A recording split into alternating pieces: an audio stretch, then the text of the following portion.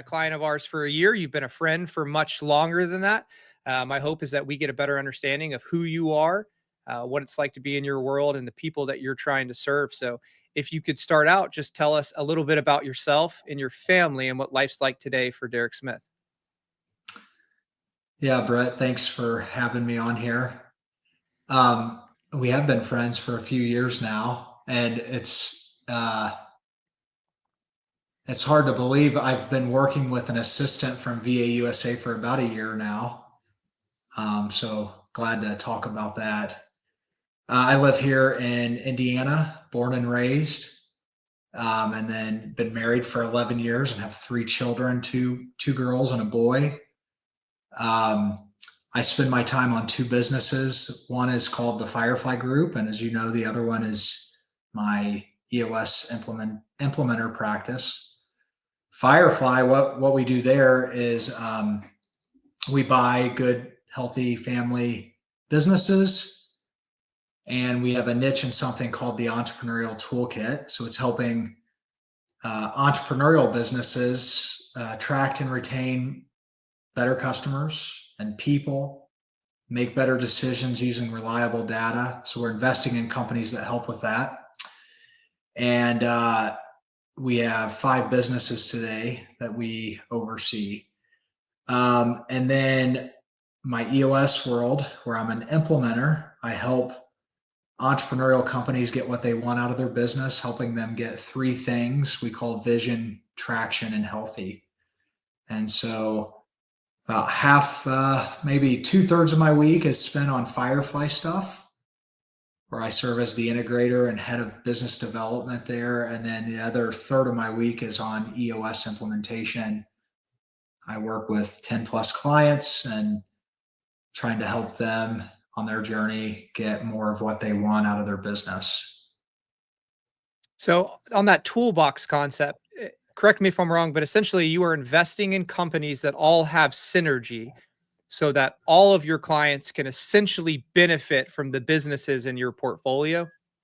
Is that an accurate Yeah, statement? the entrepreneurial toolkit is a thesis, and it was founded because we realized that entrepreneurial companies struggle in 3 areas. They don't have the resources that the large corporations have, or a lot of these high flying venture startups have.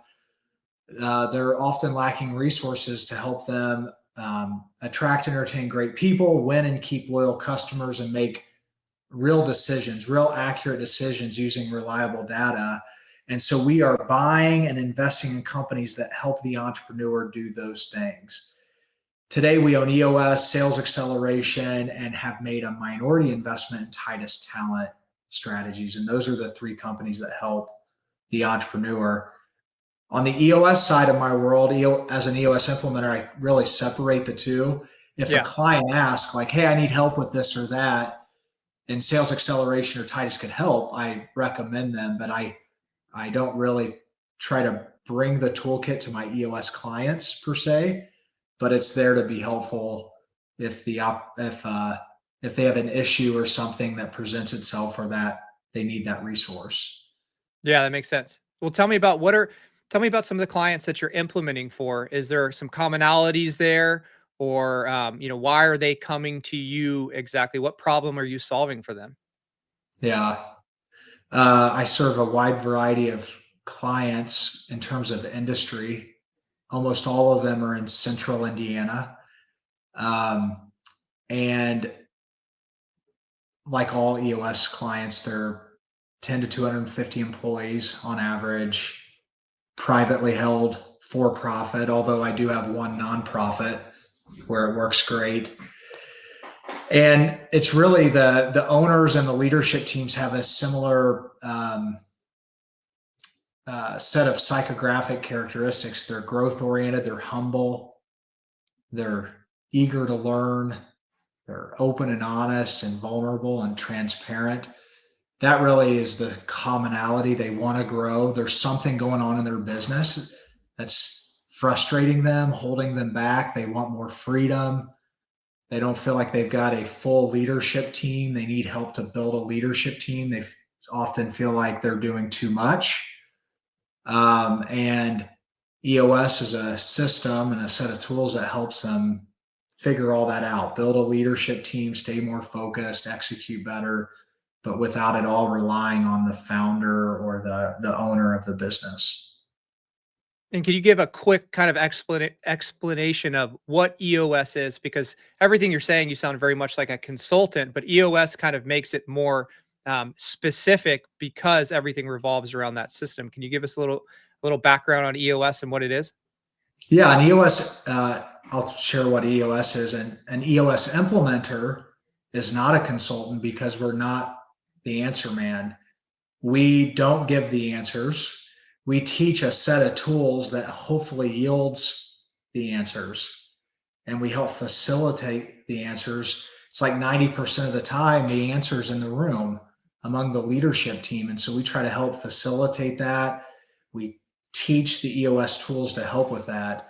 And so EOS, in a nutshell, is a system, a process, and a set of tools that helps entrepreneurial businesses get three things called vision, traction, and healthy.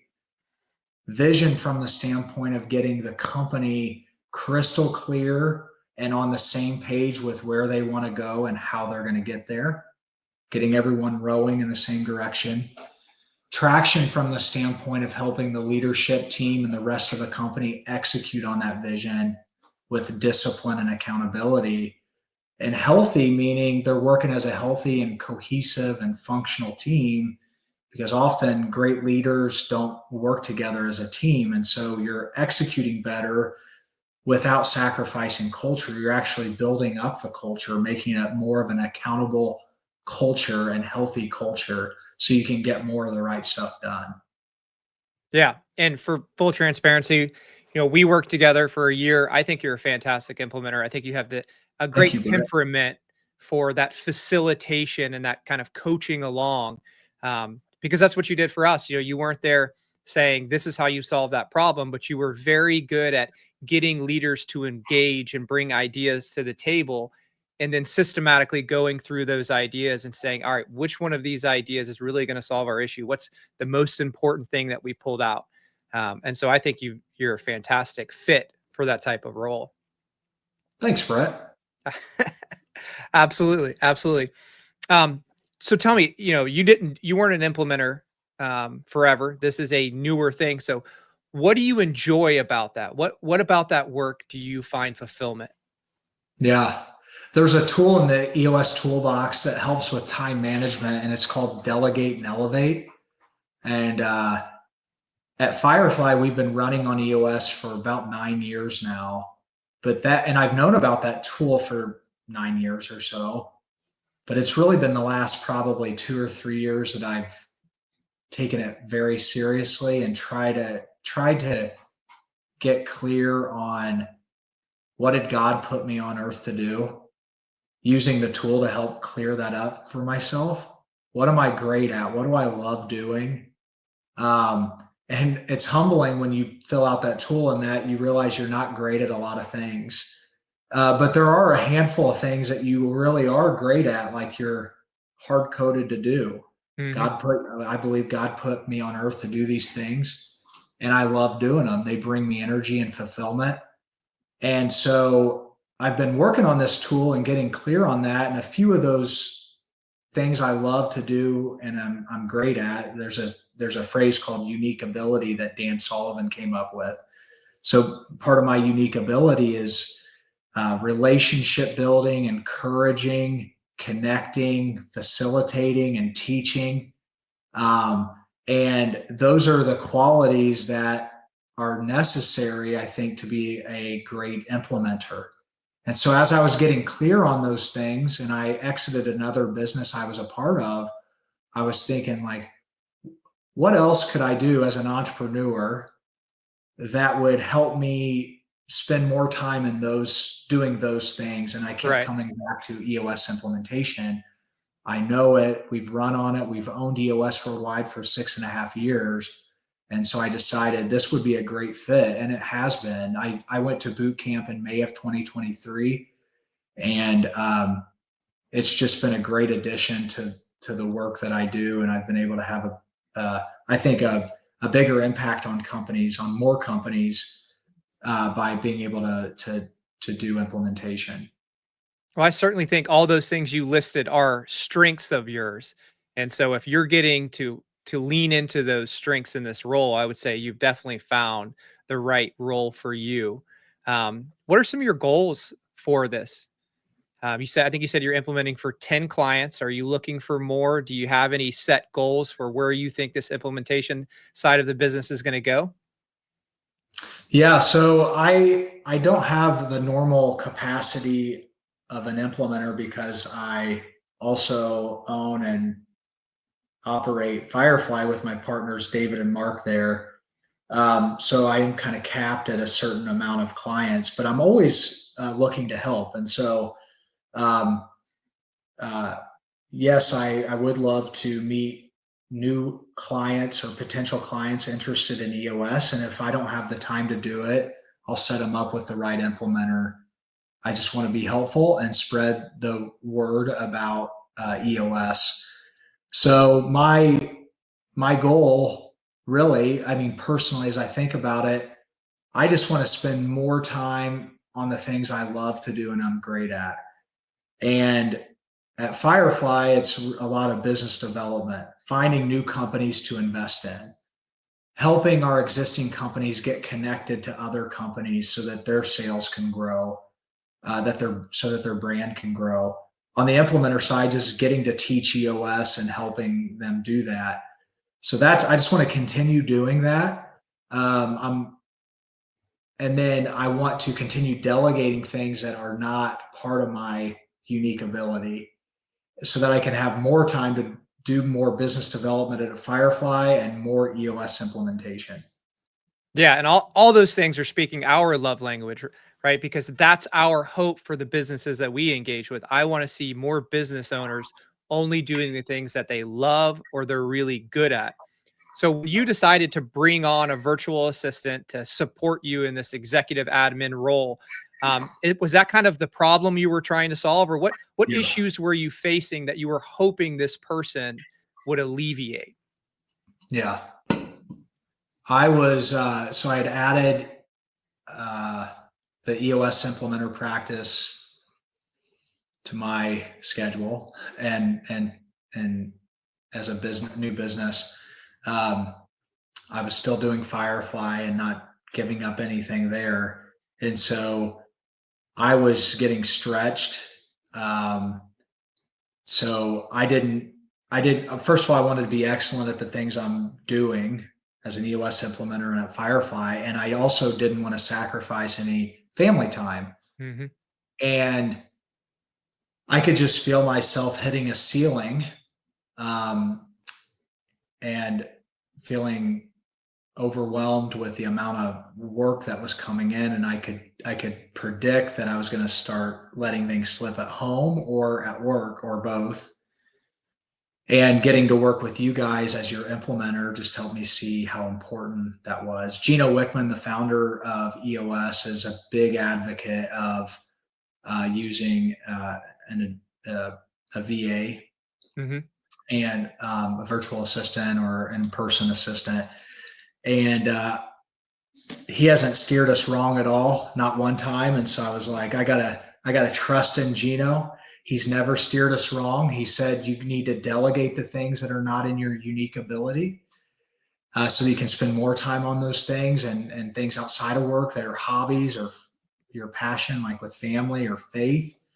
And so I just believed in that, and I knew a great resource, and because I was working with you guys, so I took the leap of faith and haven't looked back. I've delegated 15 hours. I freed up a day and a half, and I've crushed every goal that I had at Firefly or EOS this year. I exceeded every goal, and I was worried about, um, like, gosh, this can somebody else do this as well as me, or are things going to slip through the cracks, or is the investment going to yield an ROI? If I can do Yes. this stuff real fast, now I'm going to have to teach somebody else, and after about 90 days, we were, um, my VA and I were working together really well, Amanda and and I crushed every goal this year that I had. So the ROI was more than I expected. Dude, that's amazing to hear. I mean, there's probably not many people who can sit there and look back on a year and say, I crushed all my goals. I know I can't. I can't say that. We crush some and then some fall short. So, okay, so at the beginning you were feeling stretched, right? You have these goals, you have these things you want to achieve on kind of two different business fronts. You're feeling you're at capacity. It kind of encourage you to bring somebody in. So tell me, I would love to hear some specifics maybe on those goals. Like, what is the outcome today? It sounds like it's been a great experience for you, but I'd love to hear you. We know the mindset then. Tell me about the mindset now, how you're feeling a year in, and I would love to hear maybe one or two of those goals. There's one in particular that I think is really cool about your family land. Would love to hear about that. Yeah.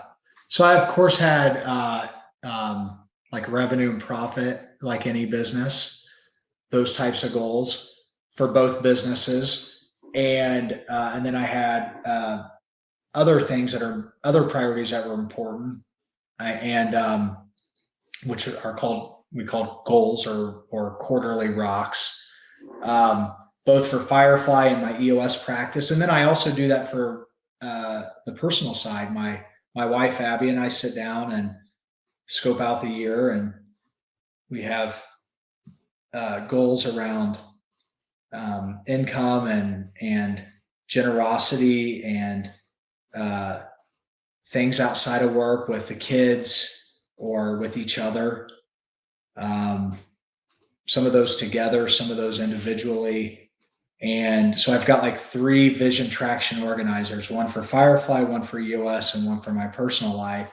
And I was just looking at all those the other day, and I realized, wow, I've exceeded every one of these in each bucket. And um, I attribute that going back to what Gino said at the beginning. He's like, if you spend more time on the things you're great at and you love doing and delegate the other stuff, you're going to get everything you want. And I believe that. I was a little bit fearful of it going into it, but I was going to trust in the guidance he gave, and it worked. So some specific goals, I'll just, like, on the personal side, it was one that you and I talk about a lot, is I wanted to go to my father-in-law's farm more often. I love working on the farm. I grew up out in the country. I find peace out there. And so I wanted to go out there 12 times this year. And as we sit here in mid-November, I've been out there 20 times. That's awesome. So I've exceeded that goal by 8. I'll probably double it. I'll be at 24 by the end of the year. I wanted to hang out with some friends. Like, you get so consumed with work and having a young family, you rarely have time to get away and just be in community with your guy friends. And so I wanted to have a few nights this year that I went out and hung out with my buddies, and I exceeded that goal by 1, but I exceeded it. Yeah. So those are some examples on the personal side. That's awesome. Well, congratulations. And that also highlights how important it is to actually track your goals, right? Because you need to see what you've achieved. You need to celebrate those little milestones because, like you said, it's very easy to just be focused on where we're trying to go, and we forget that we're actually making progress. We are oriented in the right direction with the choices that we've made. And I've been extremely happy for you. You've been able to visit the land with, if you had said, like, what's a goal for Derrick? I want Derrick to be out there on that farm more. Yeah. And so that's amazing. So tell us about what are some of the things that you have Amanda doing that has alleviated and given you some time and mental space? Yeah. I've got my delegation list here, but it all started out with calendar management. And I remember talking to you, Mary Elaine, early on, and I was like, I think I just need like 4 hours a week. And you both laughed at me, which was true. I needed a lot more because I don't think business owners realize, or leaders in companies, I don't think they realize how much time they spend on their calendar. and in their email. I was amazed by that. So I started out with calendar, and basically not scheduling anything anymore, just passing that along to Amanda, my virtual assistant. And and then all of the pre-work that goes into being an EOS implementer before a session that we would work with a client, all the post work that comes after we do. So there's work before and after a session that has to be excellent. Delegating that to her. Then I started to bring her into email, where I wasn't having to look at every email or organize every email or respond to every email.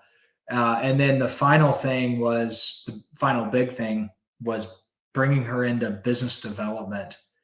I realized as I mapped out my business development process at Firefly and at EOS, there's steps in the sales process that are administrative that bog you down, at least bogged me down, because they're not in my unique ability. And I delegated. Now that's like what we're on now is I've delegated those things off to Amanda, so it helps me be more effective and spend more time on like true sales activity as opposed to administrative work that's part of the sales process. Yeah. I had somebody told me a term I really liked the other day. He said he's all business development. He said at the end of the week, he goes, I have all of this meeting debt to catch up on, right? All of the notes in the CRM and the follow-ups and the connections. And that's a big part of how I use my team as well, because I need to be out talking to people, Yeah. not entering the data, tracking things. And it makes me much more effective when I get in Yeah. front of people. And Derek, that's very common. We hear this all the time. People will say, well, I don't know if I have enough hours. And that was your concern in the beginning. Sure. What are your thoughts now looking I back? mean, I think about it like I don't know if there's a week that's gone by where I haven't used at least 15 hours. Yeah. So And I I think one, I didn't realize how much time I was spending on administrative tasks. And then secondly, there's more that a VA could do. And so you look at everything for me on my delegate and elevate tool that is not in my sweet spot or my unique ability. And there's a lot of those things I never even thought about delegating that I can delegate off to Amanda. Yeah, and it's an excellent tool that y'all have created. It really does help kind of get everything out on paper, and you might actually be shocked at, wow, I do more things than I thought I did, and I do Hmm. more things I really don't like. I love that tool. Hmm. Um, I'll ask you this. So if you could go back at the beginning of this process of bringing somebody on and give yourself some advice, is there any advice you would give? Anything that you look at differently now that you're a year into the process? Yeah, I think one is fill out the delegate and elevate tool. That really helped me, and I would do that again. That really helps you start to create the list of everything that you need to get off of your plate. And I would tell anybody that, like, that's a great way to get clear on the things you need to get rid of or have someone else do. Um, Track your goals, because I think if you set up some goals, you might be pleasantly surprised how well you do if you spend more time in your unique ability. And you can really track your progress and look back on the last 12 months and say, wow, that was an investment well worth it. That really helped me, and I have more freedom, more flexibility, more creativity, more time to sell, things like that. Um, I I would tell myself back then, like going back to the 15 hours or so, like uh, you don't realize this, but you're spending way more time on this stuff than what you realize. Um, I would tell myself, hey, it took about maybe 30 days to start seeing an impact, and then maybe 90 to feel like Amanda and I were really on the same page and just grooving, in our relationship. And and she was starting to anticipate things. And so that first 90 days is just like with any new relationship is an important period of time. It only takes about 30 to start seeing an impact, but it takes a full 90 to train them on the things that you were doing so that they can do them well. So you're you're having to do a little extra work Hmm. that first 90 days, but it's okay because after that, it's when you're really freed up. Yes. And that's what So we've don't seen as sweat well. it. I guess just stick with it and stay focused. If you've got an assistant who is a good match for you and great at what you do, it'll start working after that. Even 30 days, I started to see an impact. And then I like working with a firm like VAUSA because if there are any issues, I know there's a firm there that is going to help me find the right person that might be a better match. I thankfully didn't have that issue. I found you guys found me the right match, but I always knew if it wasn't, there was a backstop there. And also I knew that Amanda was getting coaching to continue to get better and improve and grow herself and had a group to go to bring challenges.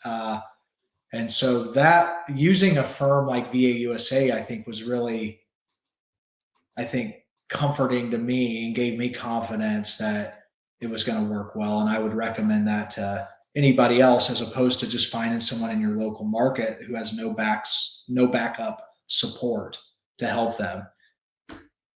Yeah, I agree. We are always here for you if something goes wrong or a storm, hits in Amanda's life, which we all go through those. But you have expressed everything that we've seen. The first 90 days is pivotal. By the end of it, we really know where we stand. We stay really hands-on during that period. But there is a bit of a J in the progress. You're going to slow down a little bit at first because everyone has to have that period where you're pouring into them and they start understanding the nuts and bolts of what you do. But once you get through that little dip, then it's the progress starts taking off, the traction starts taking off. And man, I'm just so happy to see the success that you've been having. You have a beautiful family. They need dad around. And so when you can see business owners that are out there making an impact, but aren't sacrificing their personal life, aren't sacrificing their families, that's a beautiful thing to see. Mhm. And we need more of it in this economy Yeah, for sure. yeah, absolutely. Cool. Well, is there anything else I didn't ask you that you think's important for people to know? No, I think we covered everything I wanted to, Brett. Thanks for all your support, everything you and Mary Elaine are doing. And on Veterans Day, thank you for your service. Again, I shared this with you earlier, but for the world to hear, thank you for your service to our country. I appreciate that, brother. And for anyone who actually listens to this, always thank the spouse as well when you see them because they are silently serving behind these service members and not many people thank them, but Yeah, they are say absolutely thanks serving. to Mary Elaine. That's a good recommendation. Yeah. Thank you to Mary Elaine too. Awesome. Well, I appreciate your time, brother. We will do this again maybe in a year or so.